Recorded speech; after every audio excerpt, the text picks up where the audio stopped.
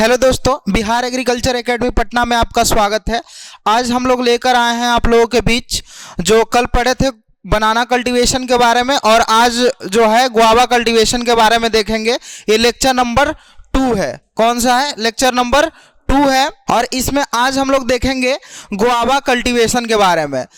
इससे पहले हम आप लोगों को बता दें कि जो हम लोगों का क्लासेस है वो 18 फरवरी से स्टार्ट होने वाला है। तो जितने भी बच्चे जो 12th एग्रीकल्चर के बच्चे हैं जो एग्ज़ाम दे चुके हैं फाइनल बोर्ड का, वो लोग तैयारी में लग जाएं, क्योंकि आप लोगों के पास 3 से 4 महीने बचा हुआ है एंट्रेंस एग्जाम के लिए। अगर आप लोग अच्छे से तैयारी करते हैं तो आप लोगों का सिलेक्शन जरूर होगा, पक्का होगा। तो इसमें देखते हैं आज हम लोग गुआवा कल्टीवेशन के बारे में। सबसे पहले देखते हैं गुआवा के बारे में। इसका बोटेनिकल नेम क्या है? सबसे पहले जब हम किसी भी क्रॉप को पढ़ते हैं तो उसके क्लासिफिकेशन को जान लेते हैं। किसी भी चीज़ का क्लासिफिकेशन हम लोग इसलिए करते हैं ताकि क्या हो, क्लासिफिकेशन का हिंदी होता है वर्गीकरण करना, वर्गीकरण करके पढ़ना, जिससे चीज़ें आसान हो जाती है पढ़ने में। तो इसीलिए हम लोग वर्गीकरण करते हैं। सबसे पहले वर्गीकरण में देखेंगे बोटेनिकल नेम कि अमरूद का वानस्पतिक नाम क्या है। तो इसका वानस्पतिक नाम सीडियम गुआजावा है। क्या नाम है? सीडियम गुआजावा। अगर इसके फैमिली की बात किया जाए तो इसकी फैमिली मिर्टेसी है। कौन सी फैमिली है? मिर्टेसी है। जैसा कि कल हम लोगों ने पढ़ा बनाना, उसका फैमिली क्या था? मुजेसी था। कौन सा था? मुजेसी। क्रोमोसोम नंबर की बात किया जाए तो इसमें 22 क्रोमोसोम होता है। अमरूद में क्रोमोसोम नंबर कितना होता है? 22 होता है। ओरिजिन प्लेस की बात किया जाए, उत्पत्ति स्थान, तो उत्पत्ति स्थान पेरू है, जो कि ये साउथ अमेरिका में पड़ता है। कहाँ पड़ता है? साउथ अमेरिका में। और वहीं से क्या होती है, जो आपका विषुवत रेखा है, जो विषुवत रेखा वो गुजरती है, और उसी के नीचे ये आपका कंट्री है पेरू, जो ट्रॉपिकल क्षेत्र में आता है। इसका हिंदी होता है उष्ण। तो ये उष्ण अमेरिका का क्षेत्र है। ठीक है। जैसा कि पेरू जो देश है वहाँ पे पोटैटो का भी ओरिजिन प्लेस है। ठीक है। उसके बाद हम कॉमन नेम की बात करें कि जो अमरूद है उसको किस नाम, अन्य नाम से जानते हैं हम लोग, तो उसको हम लोग एप्पल ऑफ ट्रॉपिक्स या गरीब आदमी का सेब बोलते हैं। पुअर मैन फ्रूट बोलते हैं इसको। क्या बोलते हैं? गरीब आदमी का सेब बोलते हैं। अब नेक्स्ट चलेंगे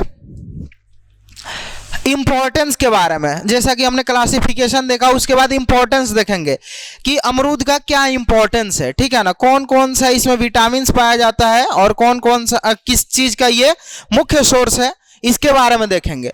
तो guava is a good source of pectin. क्या है? अमरूद पेक्टिन का एक अच्छा स्रोत है। और जिस फल में पेक्टिन अच्छा खासा पाया जाता है, अधिक मात्रा में पाया जाता है, उससे हम लोग जेली बनाते हैं। क्या बनाते हैं? जेली बनाते हैं।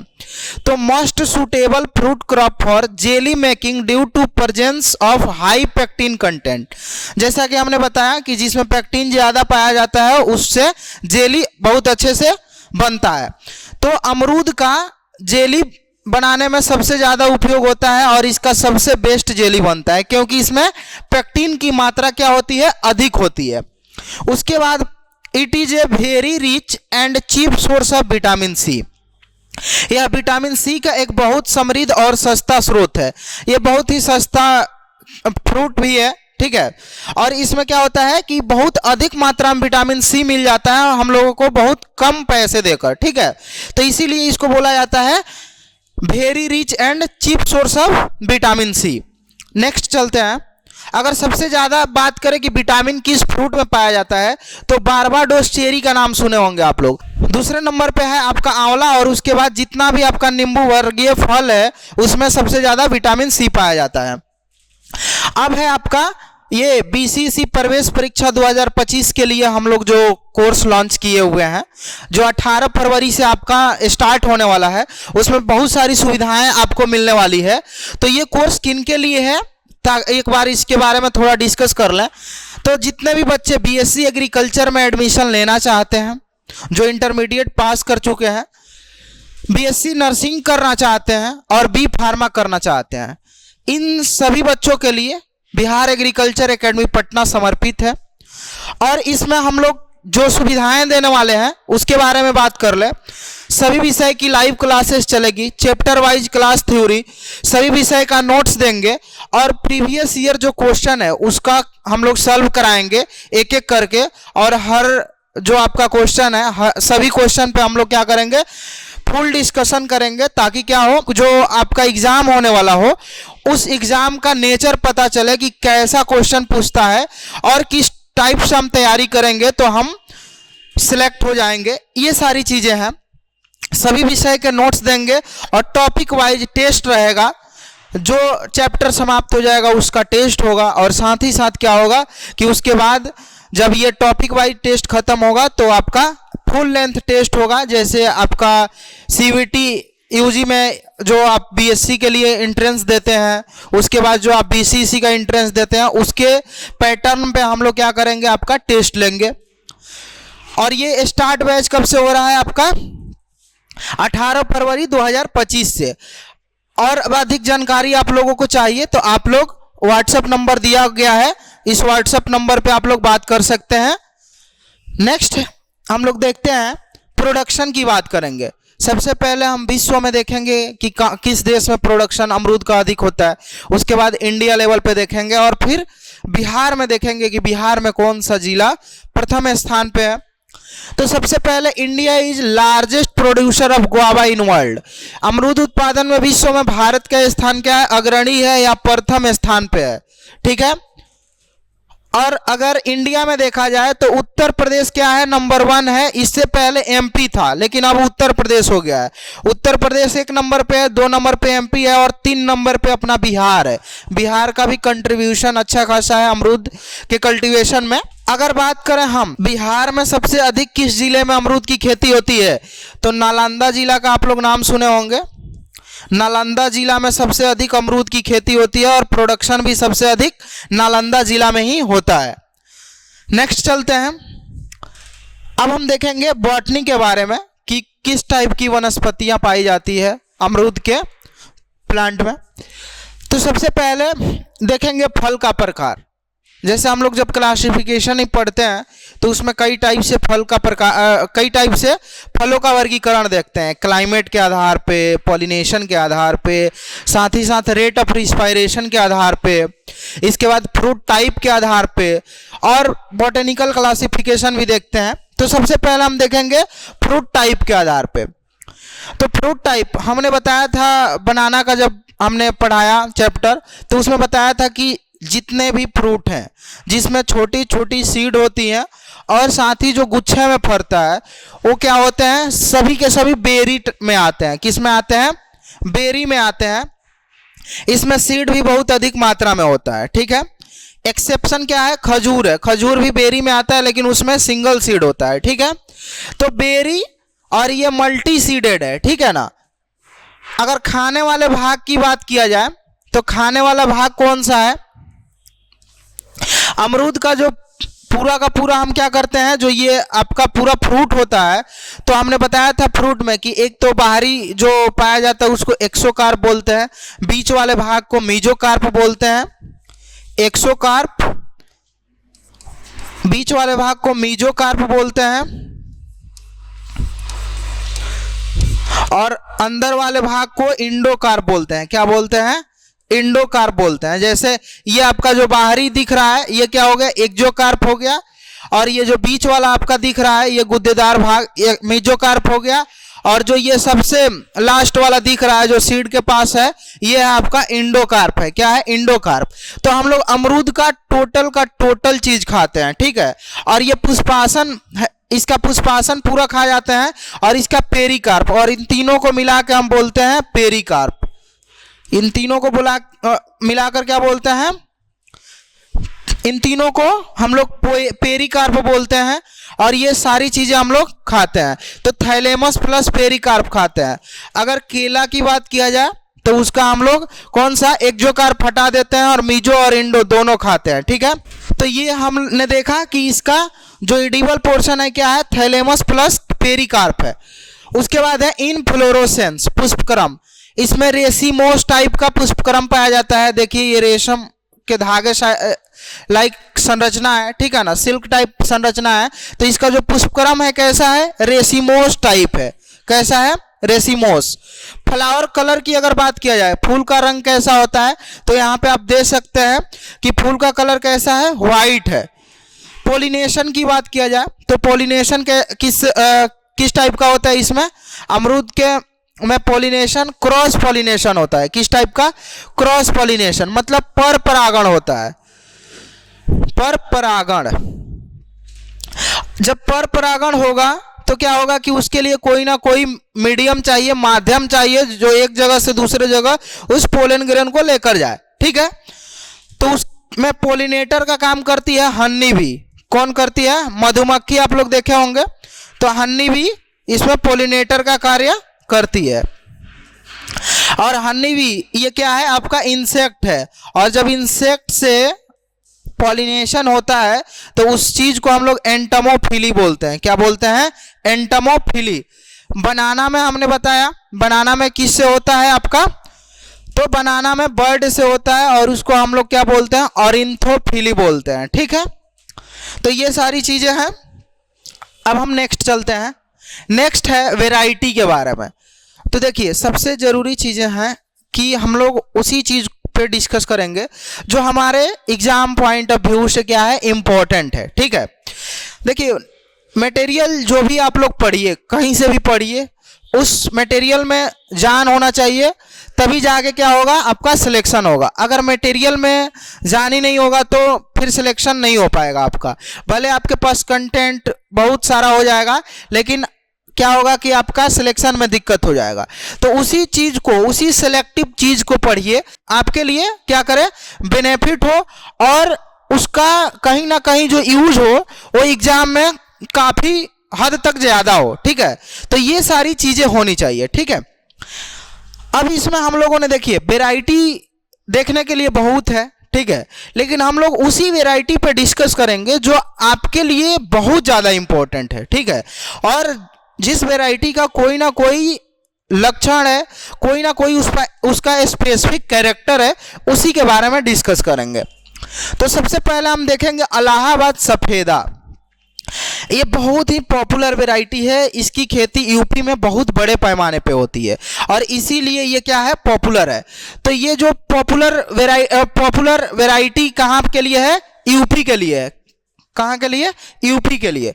सेकंड है लखनऊ 49। लखनऊ 49, इस वैरायटी को हम लोग क्या बोलते हैं, सरदार गुआवा बोलते हैं। क्या बोलते हैं, सरदार गुआवा बोलते हैं। लखनऊ को आप लोग जानते होंगे, लखनऊ यूपी की राजधानी है और नवाबों का शहर के नाम से जाना जाता है। और जो नवाब वहाँ पे कौन लोग हैं, जितने भी सरदार लोग हैं वही लोग नवाब भी हैं, ठीक है। तो इस जो वैरायटी है जो लखनऊ 49, उसको सरदार गुआवा। क्वेश्चन पूछता है कि सरदार गुआवा जो है किस वैरायटी को कहते हैं, तो लखनऊ 49 को। चाहे ऐसे भी पूछ सकता है लखनऊ 49 का अन्य नाम क्या है, तो सरदार गुआवा है, ठीक है। तो दो हो गया आपका, एक इलाहाबाद सफेदा और लखनऊ 49। इलाहाबाद में सबसे ज्यादा अमरूद की खेती की जाती है। तीसरा है चित्तीदार। ये इसका स्पेसिफिक कैरेक्टर है, ये थोड़ा चित्तीदार टाइप का इसका फ्रूट दिख रहा है, ठीक है। उसके बाद है आपका ये जो चौथा है हरी झां। कौन सा है, हरी झां।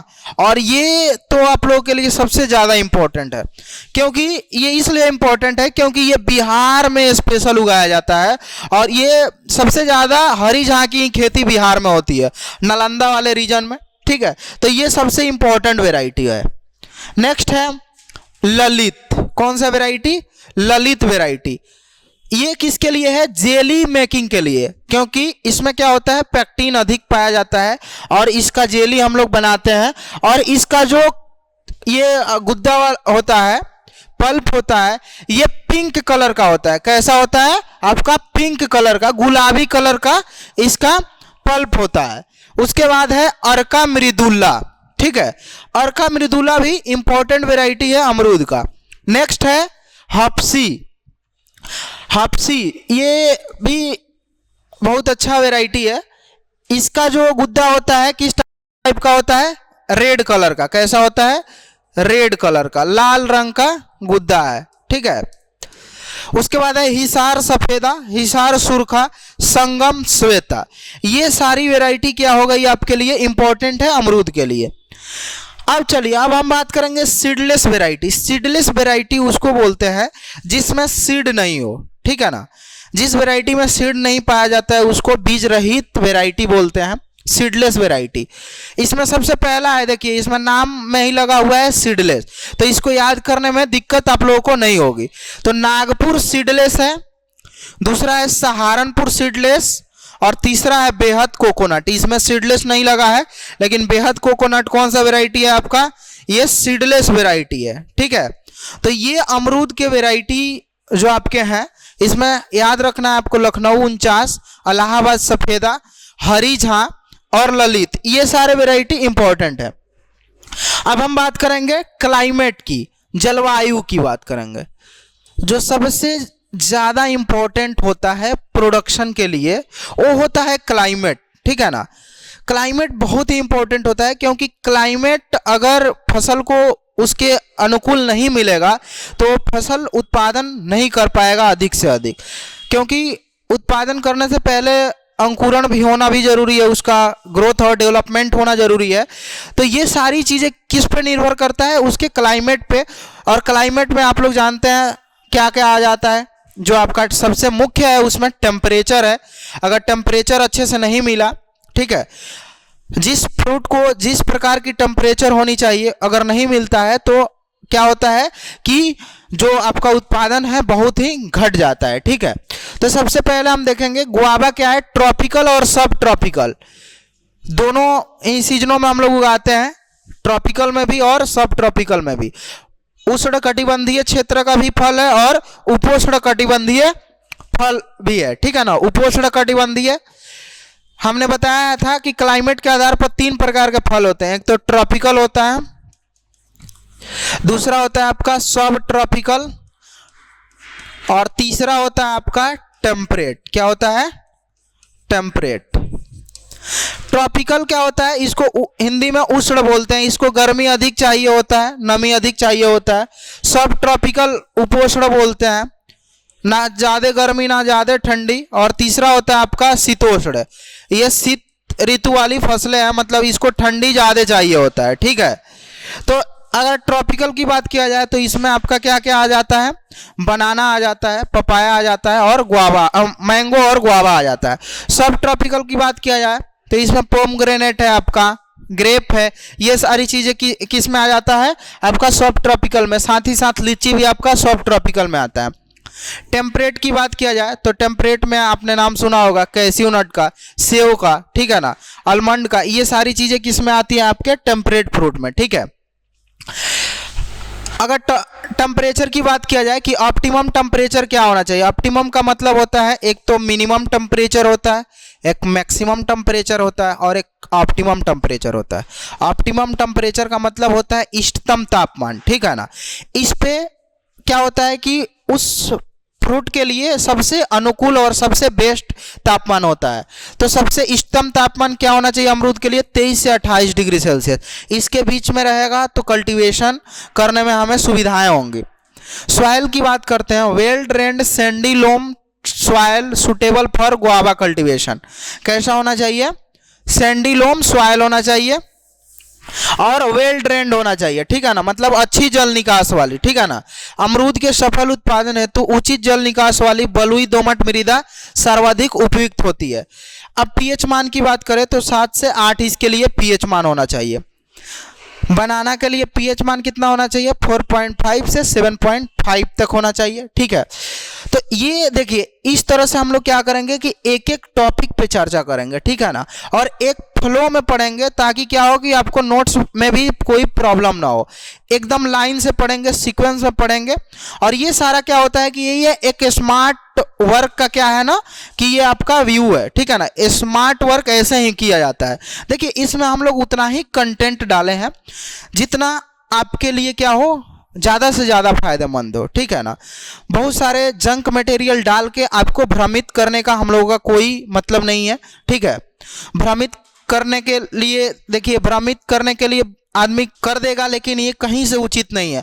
बहुत सारे जो इंस्टीट्यूट हैं वो लोग क्या करते हैं कि भर भर के नोट्स दे देते हैं। बच्चा क्या होता है कि बच्चे के पास कम टाइम होता है और उस टाइम पीरियड में तैयारी करना मुश्किल हो जाता है। जब आपको आपके हिसाब से काम दिया जाएगा और आपको अच्छे से दिया जाएगा, तब न जाकर आप क्या करिएगा, उस चीज़ को गेन करिएगा।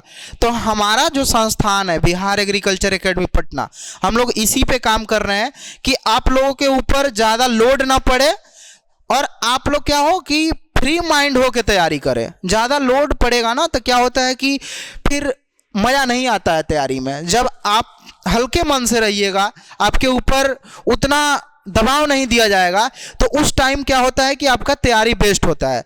आप लोग जैसा कि बता दें आप लोगों को, अगर आपको आज़ादी मिलेगा ना तो आप लोग अपने मन से बहुत सारी चीज़ें कर सकते हैं। लेकिन अगर आपके ऊपर पाबंदी लगा दिया जाए ना और कहा जाए यही पढ़ो, तो फिर क्या होता है ना कि आप उस चीज़ को गेन नहीं कर पाइएगा, आप उसी में उलझ के रह जाइएगा। तो देखिए हम लोगों का यही मकसद है कि आप लोगों के पास एक अच्छा कंटेंट जाए, ताकि आप लोग उस कंटेंट को पढ़ें और अपने एग्ज़ाम से पहले तक इतना तैयारी कर लें कि आपको उस एग्ज़ाम में कोई प्रॉब्लम ना हो। ठीक है ना। बीसीसी का एग्ज़ाम जो है एग्रीकल्चर का क्वेश्चन 100 रहता है, आप लोगों को पता होना चाहिए।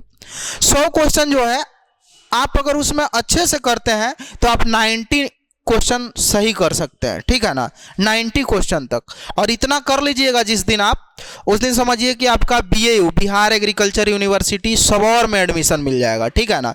CVT की भी बात कर लें तो CVT में बहुत अच्छा रैंक आ जाएगा, आपका सेंट्रल यूनिवर्सिटी मिल जाएगा।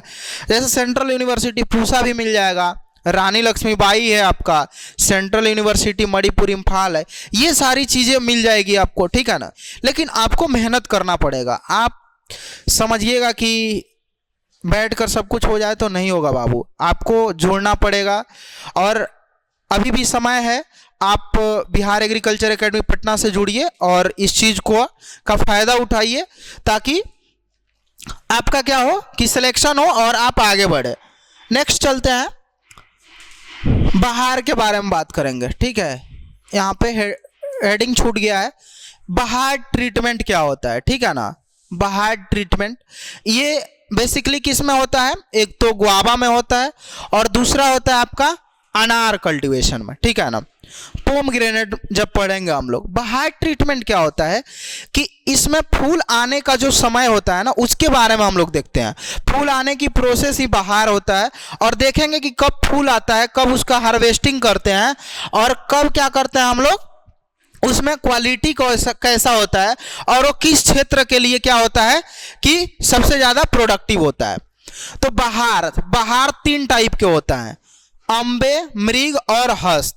कौन कौन सा बाहर होता है, अम्बे, मृग और हस्त। अब इसमें देखेंगे फूल आने का समय, यहाँ पे देखिए ये हार्वेस्टिंग का मतलब होता है कटाई या तुड़ाई। क्या होता है, कटाई या तुड़ाई। तो हम लोग फ्रूट का बेसिकली तुड़ाई ही करते हैं। ठीक है। और उसका क्वालिटी देखेंगे। ठीक है। और उसका एरिया देखेंगे। क्या देखेंगे, एरिया देखेंगे। तो सबसे पहले अम्बे के बारे में देखेंगे। अम्बे में फूल कब आता है, फरवरी मार्च में, और इसकी तुड़ाई हम लोग करते हैं जुलाई अगस्त में। कब करते हैं, जुलाई अगस्त में। ठीक है ना, जुलाई से अगस्त में करते हैं। और इसका जो क्वालिटी होता है वो पुअर होता है, उतना अच्छा क्वालिटी नहीं होता है। और ये साउथ इंडिया में बेसिकली इसका कल्टीवेशन होता है ज़्यादा। ठीक है ना। इस बाहर को कहाँ पे लेते हैं हम लोग, साउथ इंडिया में लेते हैं, दक्षिण भारत में। दूसरा है मृग बहार, ये सबसे इंपॉर्टेंट है। मृग बहार क्वेश्चन पूछता है कि सबसे ज़्यादा इंडिया में कौन से बहार को प्रीफर किया जाता है। ठीक है ना। तो मृग बहार को, इसको लिख लीजिएगा आप लोग, इंपॉर्टेंट। और ये जून जुलाई में फ्लावरिंग होता है इस पे, और नवंबर दिसंबर में ये इसकी हम तुड़ाई करते हैं। और इसका जो फ्रूट क्वालिटी होता है वो एक्सीलेंट होता है, सबसे सुंदर, सबसे अच्छा होता है। और ये नॉर्थ इंडिया में क्या होता है, इसको हम लोग लेते हैं। ठीक है ना, इस बहार को नॉर्थ इंडिया में लेते हैं। तीसरा होता है हस्त बहार। हस्त बहार अक्टूबर नवंबर में फूल आता है, मार्च अप्रैल में इसकी तुड़ाई करते हैं। और ये क्या होता है कि एक्सीलेंट, मतलब जो आपका ये मृग है उससे थोड़ा मतलब लोअर होता है, ठीक है ना, लेकिन फिर भी गुड होता है ये भी। और ये आपका इंडिया में इसका हम लोग इसको प्रीफर करते हैं, ठीक है ना, पूरे इंडिया में, साउथ और नॉर्थ दोनों में। नेक्स्ट चलते हैं हम प्रोपगेशन मेथड के बारे में पढ़ेंगे, ठीक है ना, देखेंगे किस टाइप का प्रोपगेशन किया जाता है, ठीक है। प्रवर्धन विधि इसका हिंदी होता है। प्रवर्धन किसको कहते हैं? पौधे को बढ़ाने की जो पौधे की संख्या जब बढ़ाते हैं उसी प्रोसेस को हम बोलते हैं प्रवर्धन, ठीक है। प्रवर्धन दो टाइप का होता है, एक तो एसेक्सुअल प्रोपगेशन होता है और एक सेक्सुअल प्रोपगेशन होता है। हमने बनाना पड़ा है उसमें बताया था। सेक्सुअल में सीड से क्या होता है, प्रोपगेशन होता है, और एसेक्सुअल जो होता है उसमें वनस्पति जो पौधे हैं उसके अन्य भागों से होता है। जैसे पौधों के अन्य भाग कौन कौन से हो गए? आपके रूट हो गया, स्टेम हो गया और लीफ हो गया। तो इससे जो करते हैं प्रोपगेशन उसी को हम लोग बोलते हैं एसेक्सुअल प्रोपगेशन, ठीक है। तो एसेक्सुअल प्रोपगेशन पाया जाता है आपके किस में? अमरूद में अलैंगिक प्रवर्धन होता है, और इसमें अलैंगिक प्रवर्धन का एक भाग है स्टूलिंग या माउंड लेयरिंग। क्या है? स्टूलिंग या माउंड लेयरिंग। इस चीज को याद रखना है कि स्टूलिंग या माउंड लेयरिंग से प्रोपगेशन किस फ्रूट में करते हैं? तो अमरूद में करते हैं। उसके बाद है प्लांटिंग टाइम। देखिए इस चीज का फुल डिस्कशन हम लोग कहाँ करेंगे? जब हम प्रोपगेशन मेथड पढ़ाएंगे आप लोगों को, ठीक है, वहां पे इसका पूरा डिस्कशन करेंगे, क्योंकि ये सब बहुत इसमें आपको क्या फिगर बनाकर दिखाना पड़ेगा, ठीक है ना, तब जाके ये समझ में आएगा। उसके बाद है प्लांटिंग टाइम, रोपण का समय, ठीक है ना। हम लोग जो भी चीजें पढ़ेंगे ना उसको क्या करेंगे, एक सीक्वेंस में पढ़ेंगे, जहां पे जिसकी डिस्कशन करना है वहां पे उसको देखेंगे अच्छे से, ठीक है ना, हल्का फुल्का इसको देखेंगे। रोपण का समय का बात किया जाए तो बेस्ट समय क्या होता है? जुलाई से सितंबर। जुलाई से सितंबर में हम लोग अमरूद का प्लांट लगाते हैं। उसके बाद है स्पेसिंग, अंतरण, दूरी कितना रखते हैं, ठीक है ना, लाइन से लाइन की दूरी और पौधे से पौधे की दूरी, ठीक है। तो इसमें देखिए सबसे पहले जो मेथड होता है आपका प्लांटिंग मेथड होता है अलग अलग टाइप का। एक होता है त्रिभुजाकार मेथड, ठीक है ना, उसमें त्रिभुज के आकार का हम लोग फ्रूट लगाते हैं। एक यहाँ लगाएंगे पेड़, एक यहाँ और एक यहाँ, ठीक है ना। एक होता है आपका आयताकार विधि, ठीक है ना, ये दोनों ये क्या रहेगा? बराबर रहेगा, और ये आपका छोटा रहेगा। तो क्या है? और एक होता है आपका स्क्वायर, एक आपका हो गया स्क्वायर विधि। स्क्वायर विधि मतलब चारों दिशा क्या होगा? बराबर होगा, चारों लाइन बराबर होगा, ठीक है ना।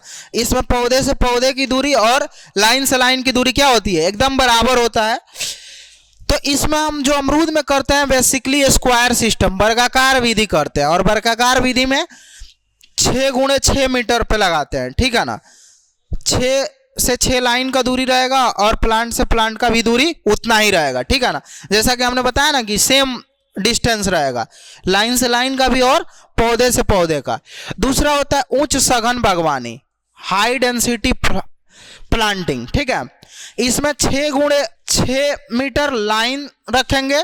जैसे मान लेते हैं ये आपका फील्ड हो गया, ये जो दूरी होगा 6 मीटर होगा, और यहाँ लगाएंगे हम प्लांट तो ये 3 मीटर दूरी होगा। कितना होगा? 3 मीटर होगा।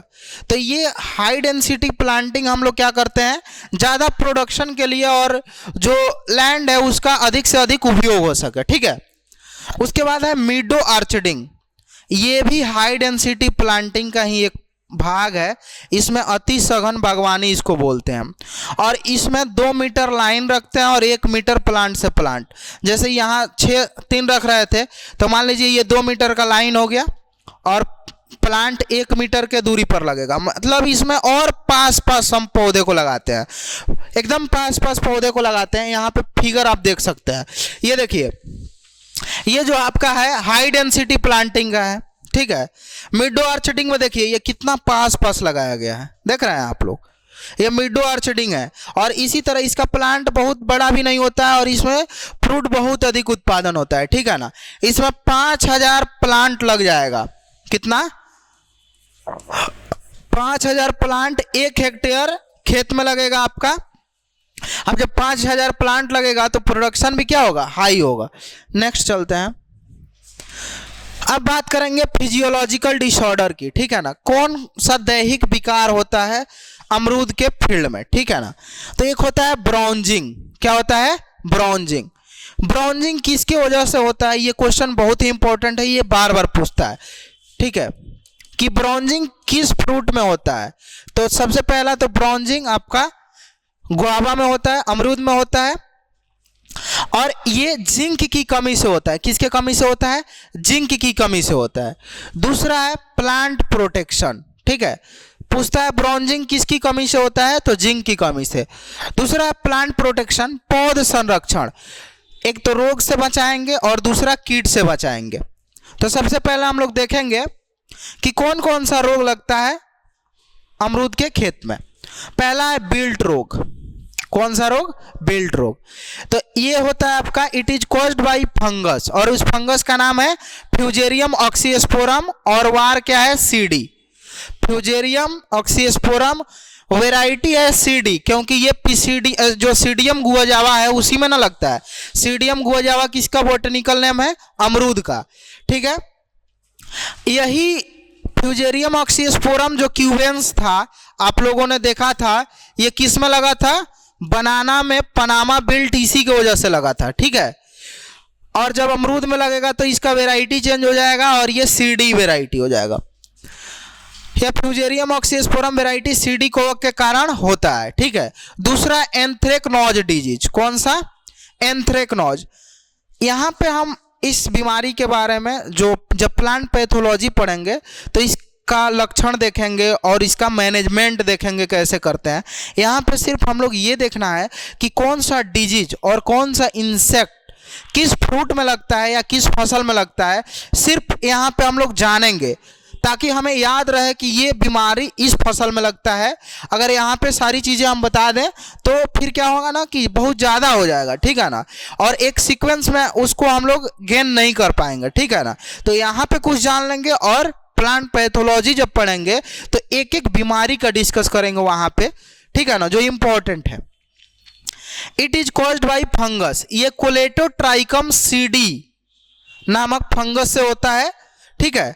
तो ये दो बीमारी है केला में, ये दो बीमारी है आपका अमरूद में, जो दोनों के दोनों किससे लगते हैं? आपके फंगस से लगने वाले हैं। एक है आपका विल्ट डिजीज और दूसरा है आपका एंथ्रेक्नोज डिजीज। एक हमने डिजीज बताया था केला में, कौन सा डिजीज?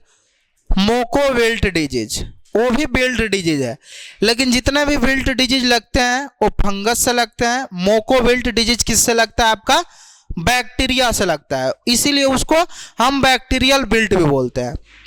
इंसेक्ट देख लेते हैं। गुआवा फ्रूट फ्लाई, ये फल के अंदर प्रवेश करके क्या करते हैं? उस फल को डैमेज कर देते हैं, फल को खा जाते हैं।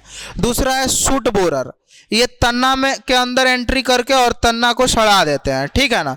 तो ये दो आपके इंसेक्ट हुए और दो ये आपके डिजीज हुए। नेक्स्ट देखते हैं यील्ड कितना होना चाहिए। तो कितना होता है आपका? 40 से 42 केजी, ठीक है ना, क्विंटल की बात नहीं, हम केजी में बोल रहे हैं। 40 से 42 केजी एक प्लांट से, मतलब पर प्लांट पर ईयर, एक साल में एक प्लांट 40 से 42 किलो अमरूद देता है। और अगर मिडो ऑर्चर्डिंग में लगाएं तो कितना? आपका 5000 प्लांट लगेगा। अब 5000 से मल्टीप्लाई आप करिएगा 40 में, तो समझ रहे हैं आपके पास कितना क्विंटल अमरूद हुआ। तो इस तरह से ये आपका अमरूद का कल्टीवेशन था, हम लोगों ने देख लिया। इसी के साथ हम लोग ने बहुत सारा चीज़ देखा, और आप लोगों को पता है कि 18 तारीख से हम लोग बैच लेकर आ रहे हैं, तो उस बैच से जुड़िए आप लोग।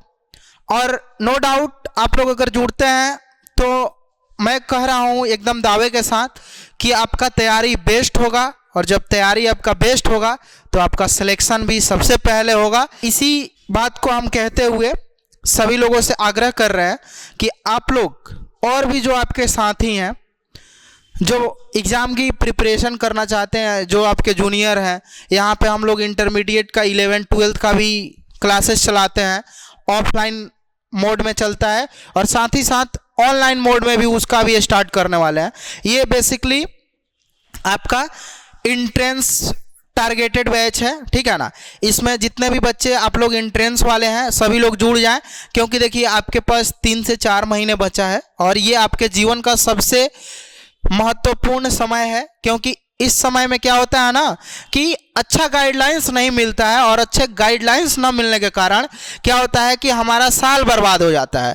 और अगर आप भी चाहते हैं कि हमारा साल बर्बाद ना हो और हमारा जो सेशन है वो एकदम टाइम टू टाइम चले, तो आप लोग क्या करिए कि हमारे संस्थान से जुड़िए और तैयारी करिए, और तैयारी के साथ अपना सिलेक्शन पाइए और जाइए वहाँ पे। देखिए जब आप यूनिवर्सिटी में जाएंगे पढ़ने तो वहाँ का एक अलग ही मज़ा है, ठीक है ना। वो जो आपका 4 साल कटेगा पता ही नहीं चलेगा, बहुत सारे चीज़ें एक्टिविटी होती है वहाँ पे। तो अगर अच्छे जगह एडमिशन नहीं मिलेगा तो फिर आपका जीवन उतना अच्छा से नहीं जाएगा, क्योंकि सबसे ज़रूरी है आपका वो जो ग्रेजुएशन का 4 साल होता है वो आपके जीवन का सबसे मूल्यवान समय होता है। उसमें आप बहुत सारी चीज़ें सीखते हैं, तो इस सारी चीज़ों को आप मिस मत करिए। और अभी से भी समय है, अभी से कुछ बिगड़ा नहीं हुआ हो। कहा जाता है ना कि जब जगे तभी सवेरा, तो अब आप लोग जग जाइए और जुड़िए और अपने तैयारी को बेहतर कीजिए। आज के लिए बस इतना ही। नेक्स्ट वीडियो में आप लोगों से फिर हम मिलते हैं।